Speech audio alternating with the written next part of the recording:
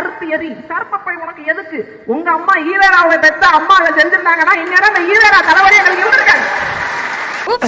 கட்டசி மாவுல சுட்ட குத்தி தோசை மாதிரி இருந்துகிட்டு தாய் இல்லாத புள்ள மாதிரி எப்ப பார்த்தாலும் தலையில அடிக்கிறார். நீங்க ஈவேராங்க அம்மா கர்ப்பப்பை எடுத்திருந்தா உங்க அண்ணனான சீமான் இன்னைக்கு தேவடியா பையங்கிற பேரோடு வாழ்ந்துட்டு இருந்திருப்பான். தேவடியா பையங்கிற பேரோடு வாழ்ந்துட்டு இருந்திருப்பான். சீமானுக்கு தேவடியா பையங்கிற பட்டம் வராம இந்த மண்ணில் தடுத்தது நீங்க சொல்லக்கூடிய ஈவேராங்களுடைய அம்மா. அந்த அம்மா கர்ப்பப்பை எடுத்திருந்தா சீமானுங்கிறவங்க மட்டும் கிடையாது, உங்க கட்சியில் இருக்கக்கூடிய அத்தனை பேரும் இன்னைக்கு தேவடியா பசங்களால இருந்திருப்பீங்க. குத்தாலம் அருவியிலே குளிச்சது போல் இருக்குதா.